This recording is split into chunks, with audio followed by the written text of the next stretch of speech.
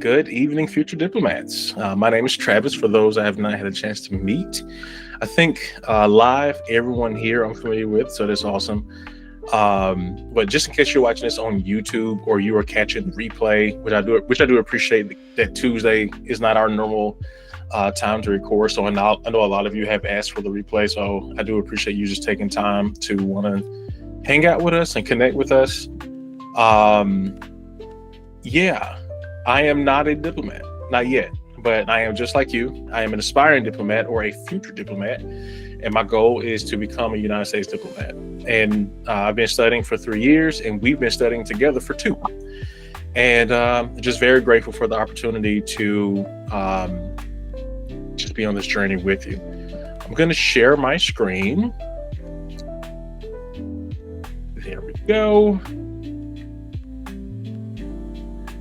I'm actually very excited, a little bit more excited than normal, probably, because the FSOT, which is the Foreign Service Officer Test, it, we, the people, the applicants, were thrown a slight, curveball this year with the Logic and Reasoning section. And like we do, we are flexible, we bounce back, we don't, just crumble under the pressure. So we started studying together, not knowing if we were, getting it right. But we found every resource that we could just to make sure that we could properly adjust to the challenge. And I'm grateful for each of you, because I was not confident in the beginning until the State Department released their test. The only thing I had was what the internet said, which was, this is a section of the test from the LSAT.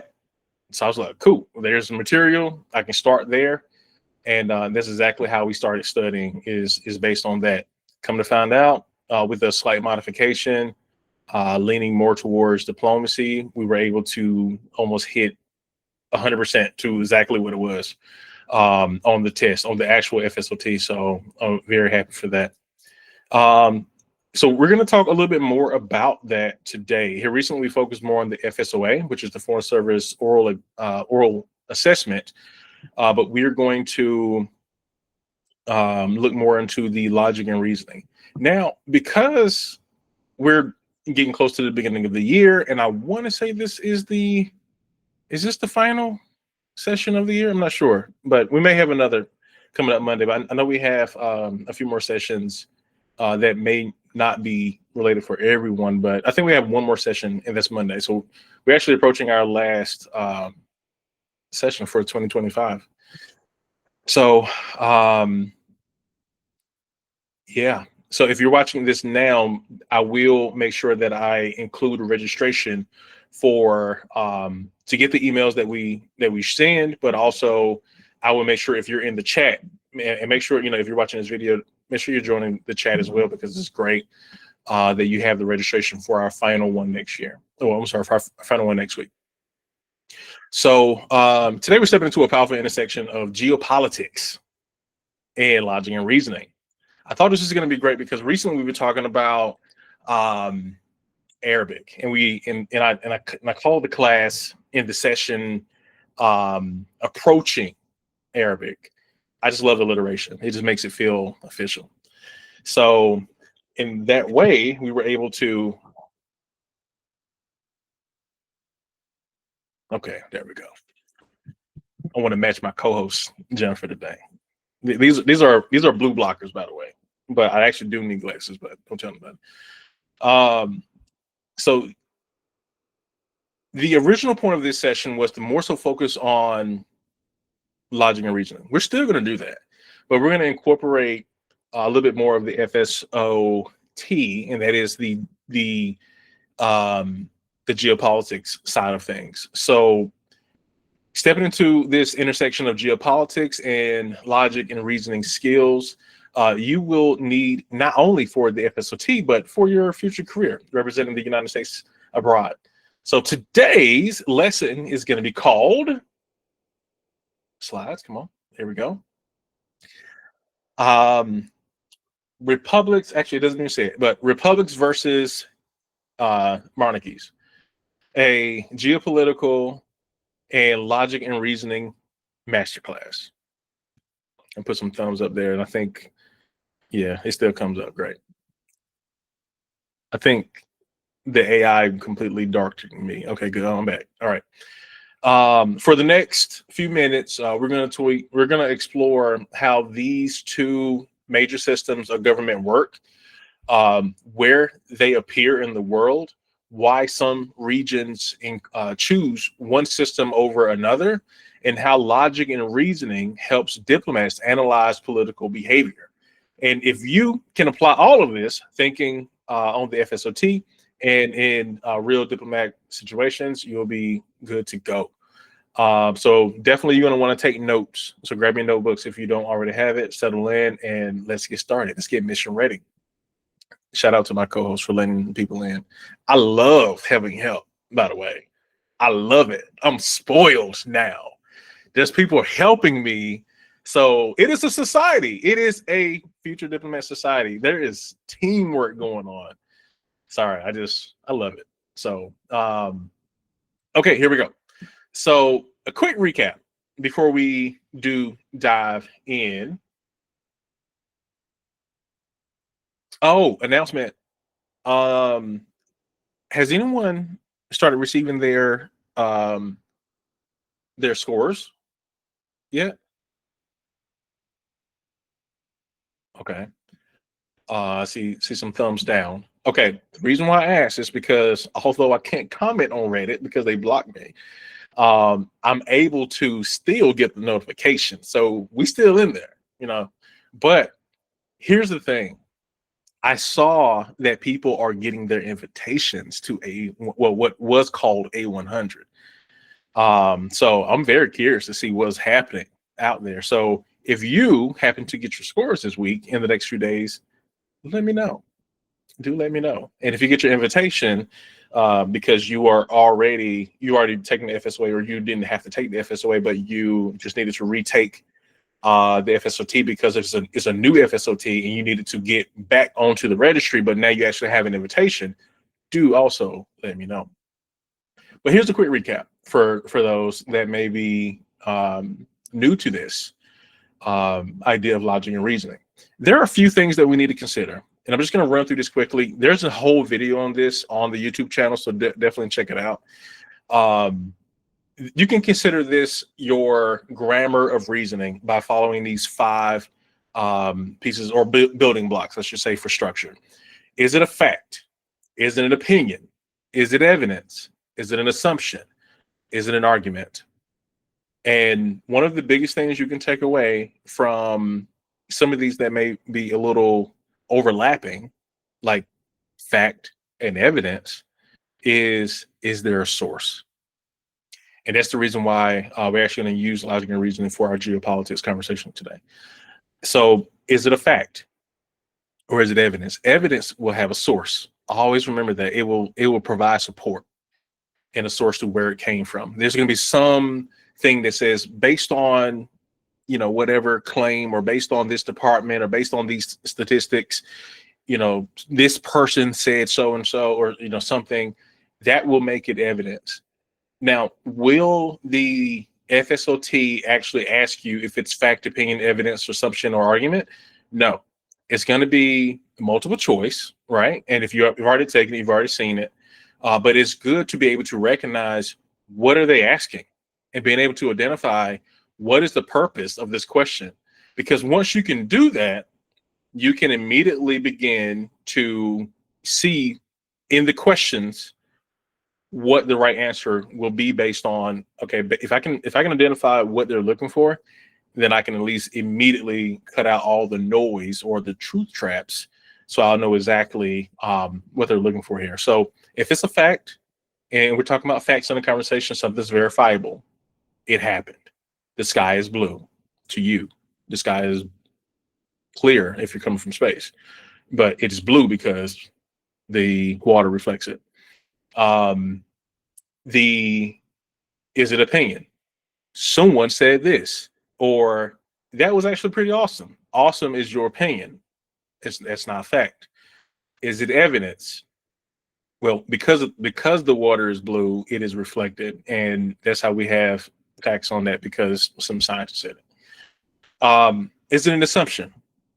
The unstated idea that what you're saying is right. It's just there's a lot of unsaid things too when you're looking at the logic and reasoning. So definitely be on the lookout for that. But a set of statements where you are looking for a conclusion is going to be your argument. Some additional ways, again, just running through these, some additional ways before we actually get into our real context here. Some additional ways, and if you see me looking off, it's not because I'm not paying attention to you. I just have multiple screens. I need to read this over here too.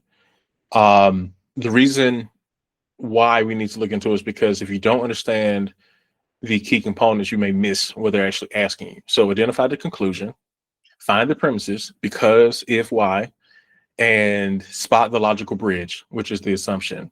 What must be true for the premises to lead to that conclusion?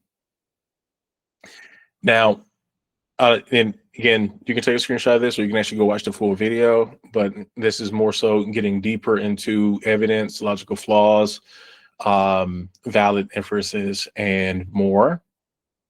But I want to just spend a little bit of time on the self-interrogation, because I am one to overthink some things, and just to kind of trim the fat, or just cut time off. How much time do I actually have to process these? I feel like this is going to be important for people who also like to spend a little time just overthinking.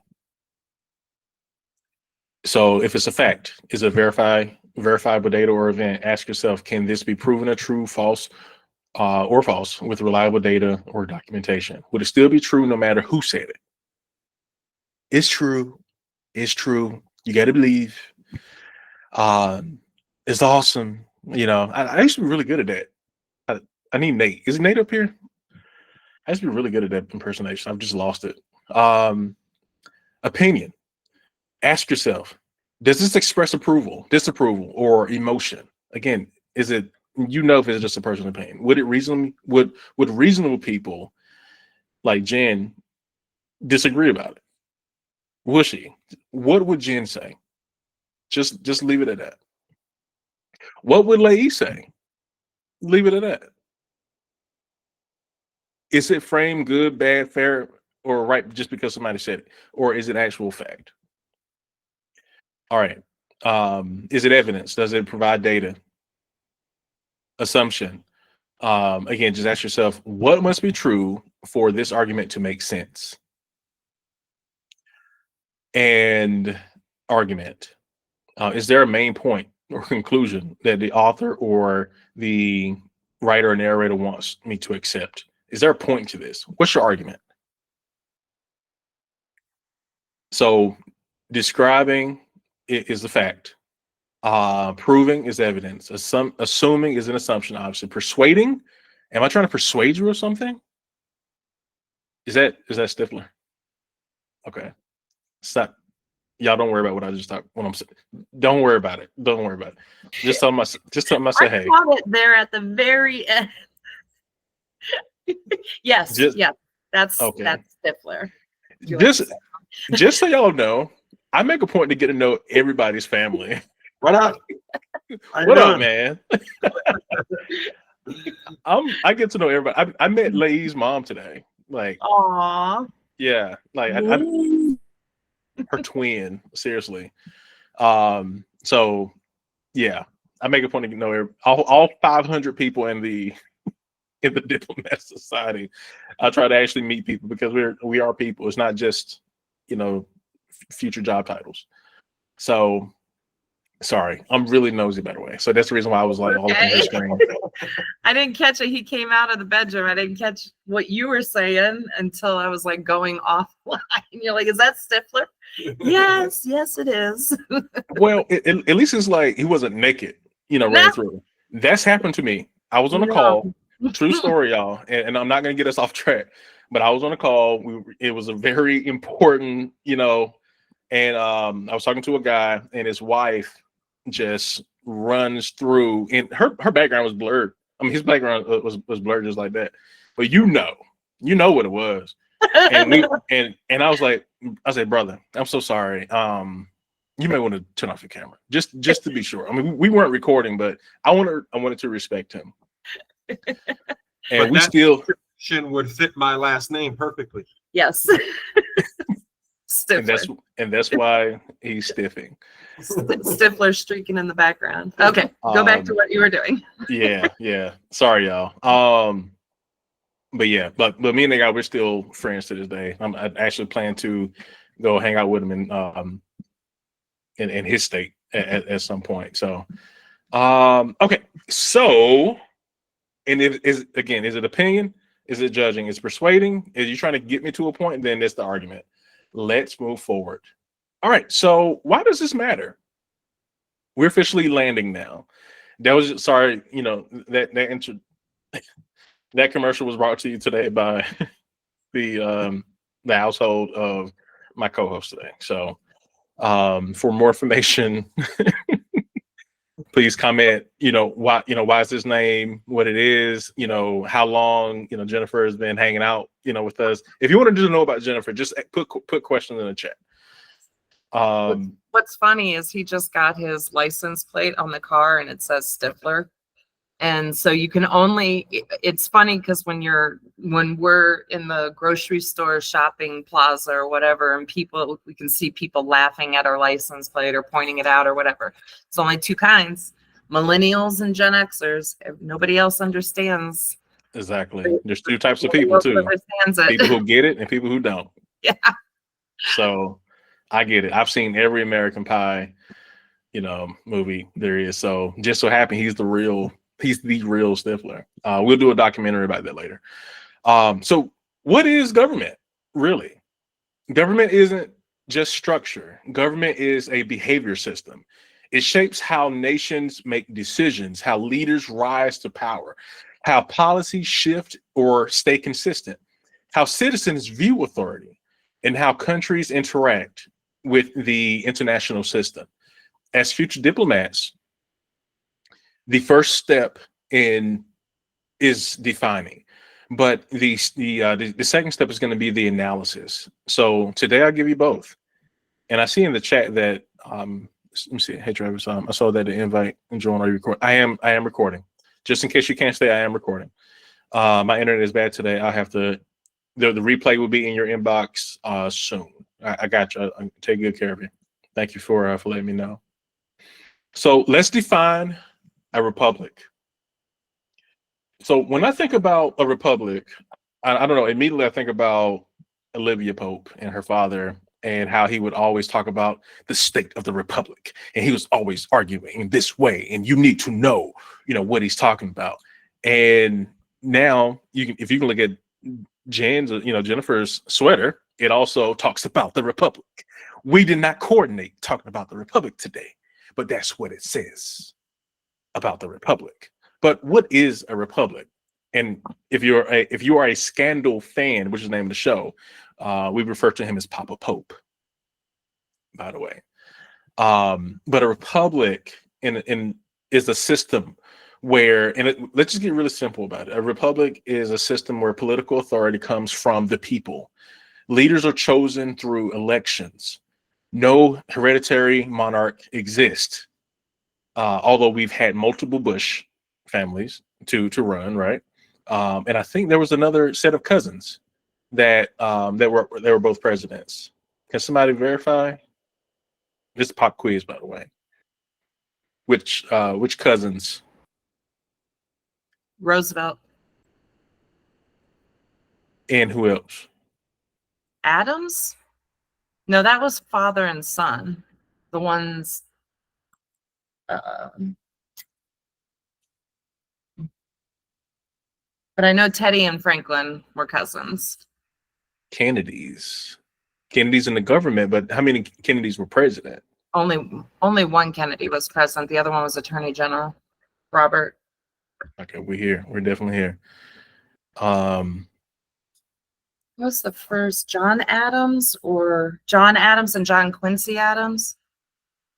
Were they father, son, or cousins? Let's see. And the results are, yes, many U.S. presidents are related with. So Adams and, wow, I didn't know that. Adams and Bush. Harrison, Madison, Taylor, Roosevelt's plural. I actually didn't know that. I was looking for something else. John Adams, John Quincy Adams, George W. Bush, of course, George W. Bush, William Baby Bush, Baby Bush. William Henry Harrison, and Benjamin Harrison. I don't think they're presidents. I just got this from Google, so it may not be. But Theodore Roosevelt and Franklin Roosevelt are fifth cousins. Theodore's niece, Eleanor Roosevelt, married FDR. Hey, the more you know. James Madison and Zachary Taylor were second cousins. I don't know Zachary Taylor. I don't think that's a president. But I'll leave it at that because it's not the point of the call.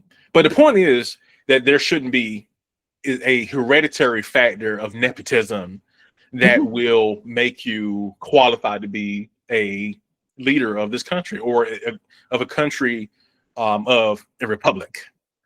And the rule of law limits government power.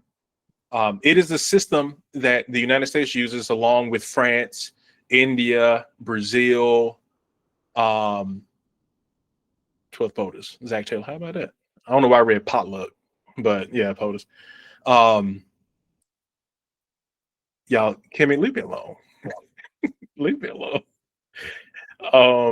So these states, the people who use this system is the United States, France, India, Brazil, Egypt, Tanzania, Iraq, and dozens more. But let's go deeper. Why do republics exist? Freedom U says Taylor was the president for a very short time, and maybe that's the reason why I don't know who that is. But if anyone likes to play presidential games on the FSOT.com, there is a new game that will challenge you to identify Secretary of State and presidents and significant things that happen during the Secretary of State's term. But yeah, so actually exists though. Republics are built on the idea that legitimacy comes from the constant of the governed, or the consent, the constant consent of the governed. So that's the reason why there are elections and governed we the people, which is our preamble. We are the ones that are governed. The people authorize the leaders. The people remove the leaders. Allegedly. And the Constitution limits what leaders can do. In a republic, legitimacy flows from the bottom up. This becomes key logic principle. If legitimacy, and this is, here we go when it comes to logic and reasoning. If legitimacy depends on elections, then political stability depends on public trust in institutions. There is something in our Constitution that says if your government is failing you, then you have the right to, I'll let you finish reading it on your own.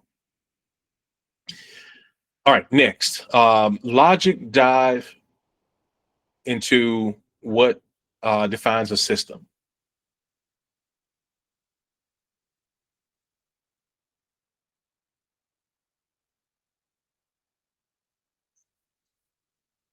I actually may be not following my own slides, but we'll see. We'll go. We'll just keep going. Okay. Before we talk about monarchies.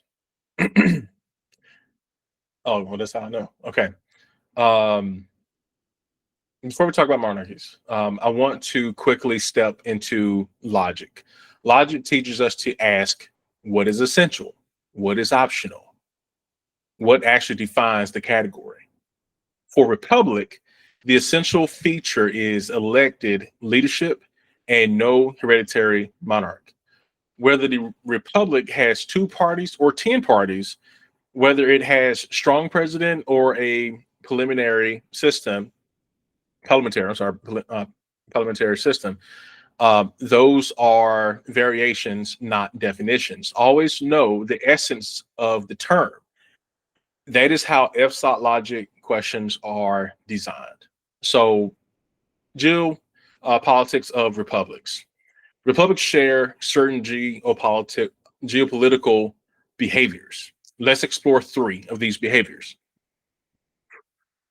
Policy shifts with elections. Public opinion shapes foreign policy. And decision making is slower, but more stable institutionally. Policy shifts with elections when leadership changes and priorities change. Trade agreements may be renegotiated. Foreign policy doctrines may shift. Alliances may strengthen or weaken. This is why U.S. allies sometimes say, we need to see what the next administration does. I can't tell you how many times I've heard that. Even in like my career, before companies decide to make decisions, like if it's right there before an election, we need to see what happens first. And I mean, even when I was abroad, people in their careers, people in their businesses, people in their academic, lives, and they're in college. They're like, hey, how are you voting? Because like, wow, you seem really concerned about what happens in our country. And it kind of just made me realize what we do at home affects what happens abroad. And stay tuned to a session where Jen will be breaking that down. I look forward to that. It's going to be really good. So, and I if you notice, I love giving people shout outs. So if you are watching this and you want to be a future diplomat facilitator, you want to lead a session, email me at travis@thefsot.com or just join us in the chat. And then just a bunch of us strangers that hang out who became friends and family. So do not be shy. Just let us know if you care about a topic and you may want to dive into it. So public opinion shapes foreign policy. Diplomats in republics must understand the voters, interest groups, civil society, the media. We understand how the media can play a big part in government, not just our government, because there's always one voice or another that is saying this happened or this could happen, and sometimes we don't know, what is affected first. I like to say, is it chicken or the egg? But is it art that influences reality, or is it reality that influences the art? In this case, is it the media that influences the policy, or is the policy that influences the media and what's being reported? I think about Princess Diana of Britain, and there was a lot that was happening in the media then. There's a lot that's happening in the media now, and that affected what happened with the public perception of the monarchy. So not just monarchy, but also in the republic as well. So media definitely has a voice with our amendment of free speech. These groups influence national directions. Now, decision making is slower, but more stable institutionally. Republics use legislatures, courts, checks and balances. These add friction, but also predictability. So logic rule: if multiple institutions share power, then decisions slow down, but legitimacy increases. If multiple institutions share power, then decisions slow down, but legitimacy increases. Keep that in mind as we compare republics to monarchies. So what is a monarchy? A monarchy is a system where leadership passes through blood or hereditary line. There we go. You may think of kings or sultans in that case. Power is a symbol. As long as the family is strong, the unit is strong, then the the monarchy is strong as well. So it is a system where leadership passes through that bloodline. The key term is dynastic succession. So it's like in a dynasty form. There are 2 major types of monarchies.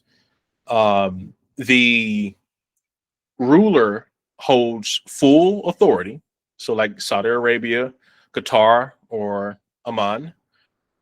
We have constitutional monarchy. The ruler is symbolic elected officials govern. So United Kingdom, Jordan, Morocco, and Japan. Monarchies operate through continuity. The logic behind monarchies is different from republics. Very government, very demure. Is that even here anymore? Do people anyway? Sorry, y'all. Sorry. Only thing people that's seen a thing. I'm just so focused on the republic. I just forget what's happening in social media.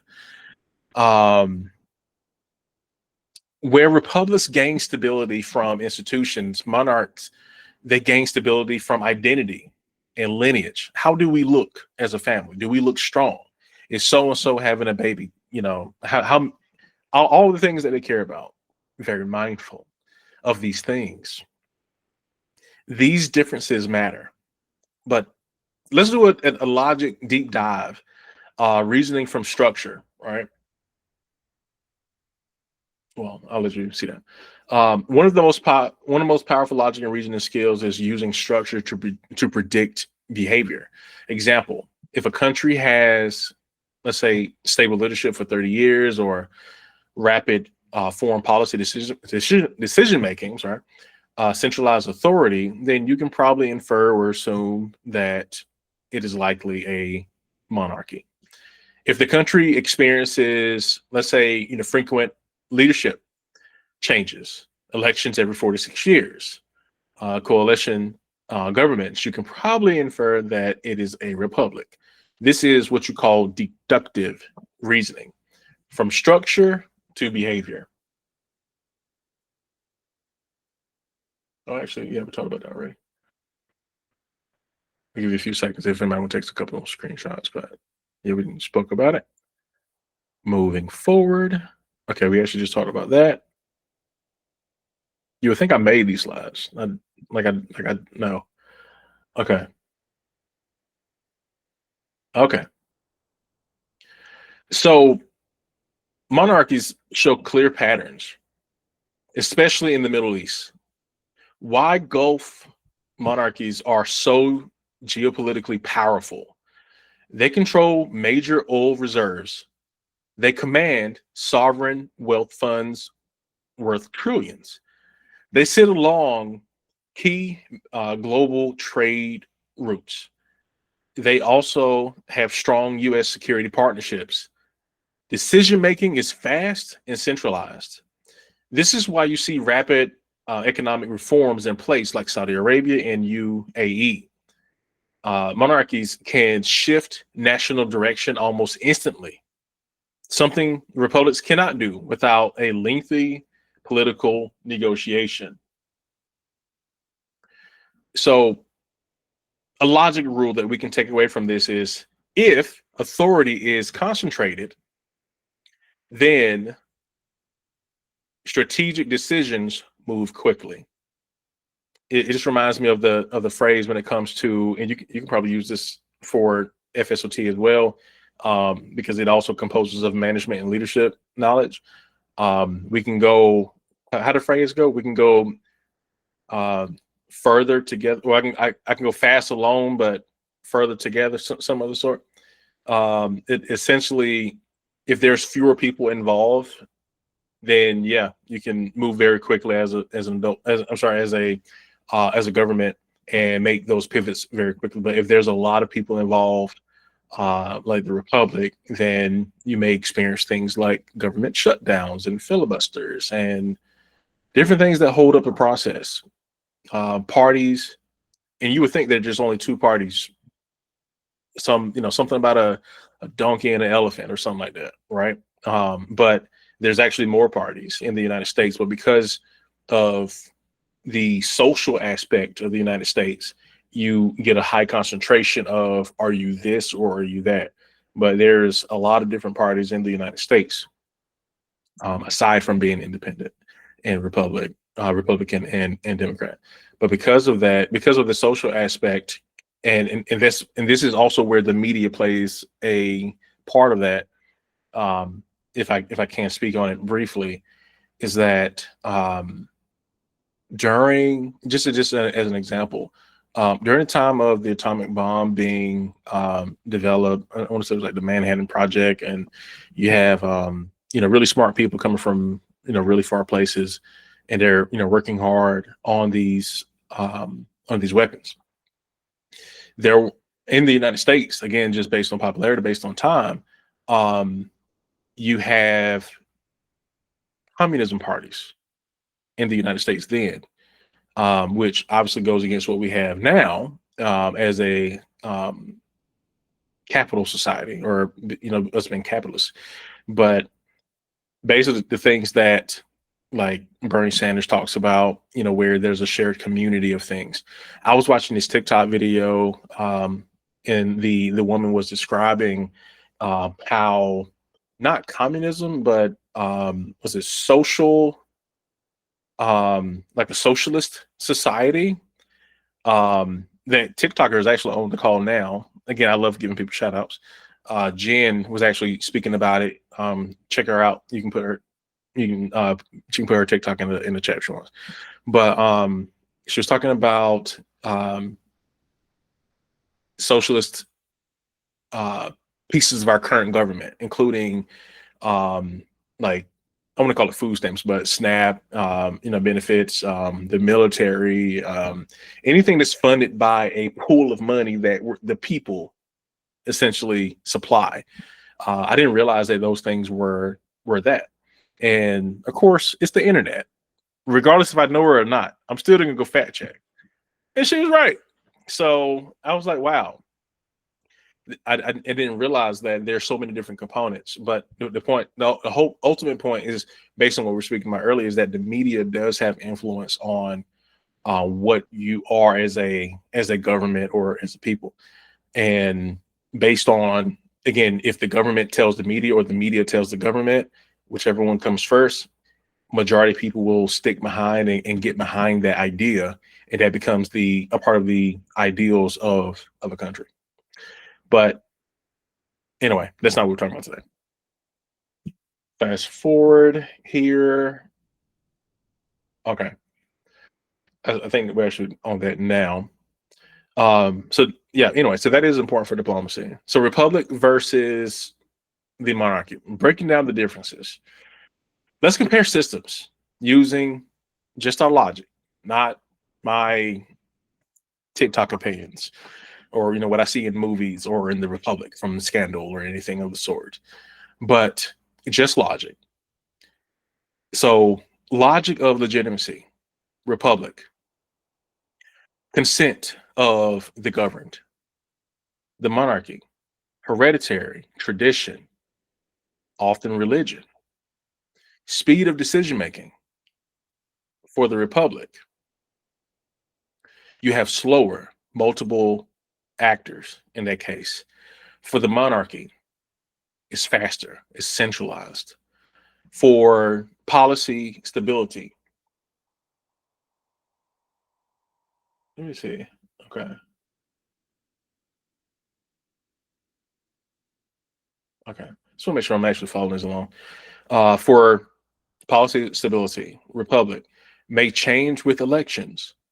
And we've seen that. Your taxes may be higher if we have XYZ president or party in charge. Your taxes may be lower. They may have more access to certain things. Departments close if certain, governments or certain administrations are in government at the time. So we've seen that in our own government, in our own republic. With the monarch, continuity across generations. So not a lot of change. Very predictable. Very mindful, unfortunately. Citizen participation. Republic, direct through voting. Symbolic and constitutional models, limited and absolute ones. Diplomatic implications. When you, as a diplomat, engage a monarchy, relationships with ruling families matter. Succession dynamics matter. Decisions may be made quickly. When you engage a republic, expect multiple decision makers, which I feel like even thinking about that now in my career as a human resources technology consultant, I engage multiple stakeholders. And that's typically what I've done over the last few years. Although I'm not technically doing that at the moment, but it's very similar to the same structure in an enterprise organization. And expect multiple decision makers, and maybe it just ends there. But in election cycles matter. Public opinion influences negotiations. So these are not just academic concepts, right? They're real diplomatic tools that you will use. And we're almost done, by the way. So geography, logic, why systems appear where they do. Geography and political systems are deeply connected. I want to make sure that I'm actually following these slides. They're good. Monarchies, cluster in areas.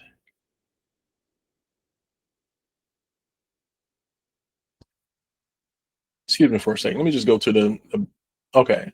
Yeah, we just have a few more left here. Okay, systems. All right, cool. We're there now. Geography and political systems are deeply connected. So one, just for an example, the Gulf region, monarchies. You have historical tribal leadership. You have oil wealth supporting centralized rule and strong family-based legitimacy. You may be a ruler who recently gifted a plane to the United States president.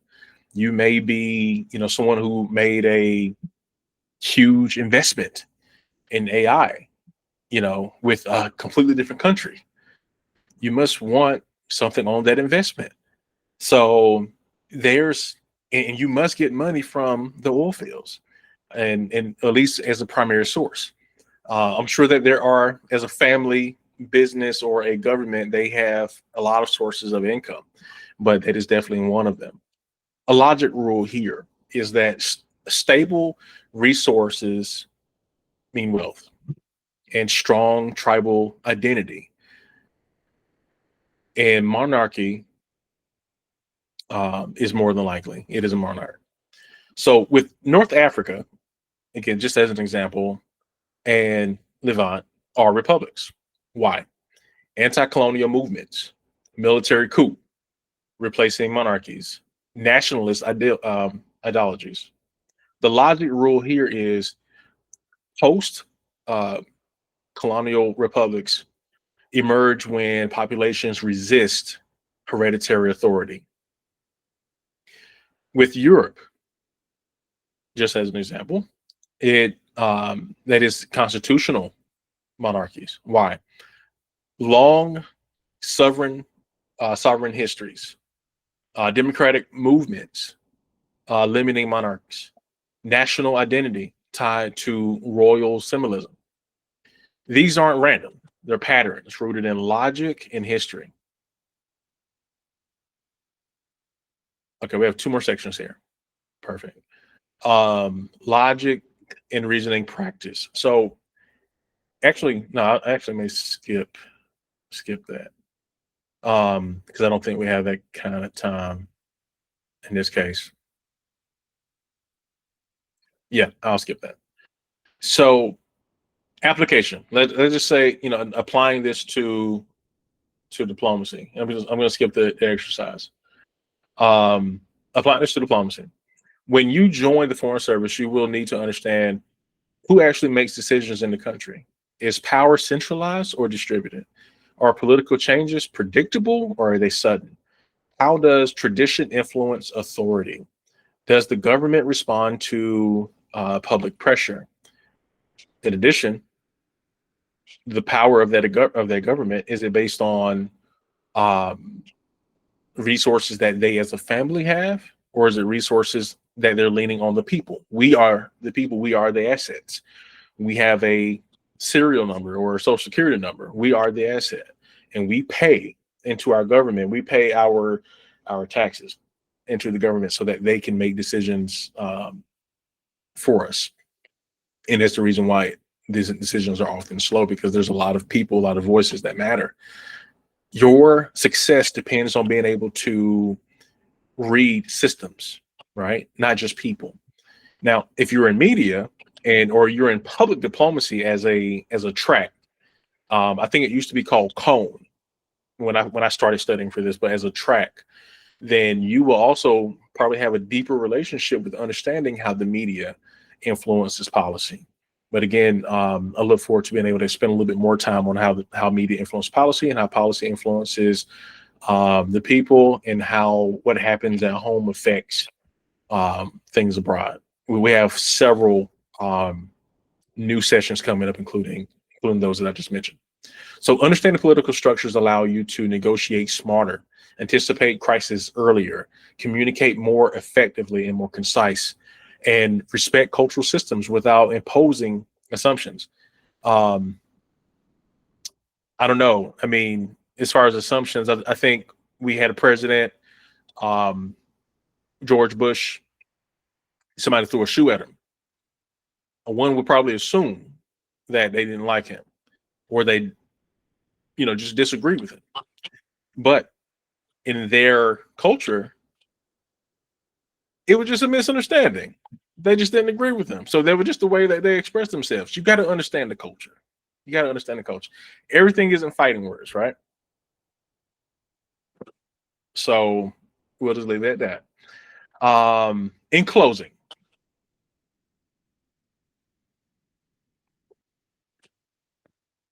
understanding geopolitics is something that I've recently started learning a little bit more about, as I was completely unaware. What I've realized is completely being oblivious to what's happening in the news and not watching the news, and just watching Scandal and Grey's Anatomy and different shows like that, and including my Korean dramas and those that I like. There's little things that are sprinkled in, but when I start watch again, just coming based on entertainment, when I start watching things that sprinkle in a little dose of reality, including things that happen on the political stage, things that happen on the global stage, I started getting really curious about, is this true? Are these Tom Clancy books and movies having some sort of, truth peel, that they're sharing? Is this, what's the term? Is this dystopian, or is this history? And what I started realizing in my own searches is that a lot of this stuff is current events, things that are happening. There's 100+ world conflicts that are happening in real time right now, but we're not in a World War III. So I think it's important to understand what's happening in the news, and how where a country is located, which is the geo part of geopolitics, affects the politics of what happens out in the world, including in their own area. If you have oil fields, if you have data farms and you control data, example, I think his name is Larry Ellison. I want to say that's his name. Recently, and this is, this is just new information that I've read and seen, that Larry Ellison, you may know him from Oracle, been a founder of Oracle, if the founder of Oracle, recently purchased a media company. It's now, companies just become data companies. And this is not saying this against Larry, this is more so just understanding the types of organizations that we have, and why organizations are not governments, but organizations affect government and governments affects organizations. And when you have organizations that collect a lot of data on individual people, you also have relationships with, and what I've noticed here recently, companies like Meta and Google, like they're constantly going to be meeting with the president of the United States, because there's an asset that is worth to them. In oil, I'm sorry, I'm from North Carolina, so I say oil, it slips out sometimes.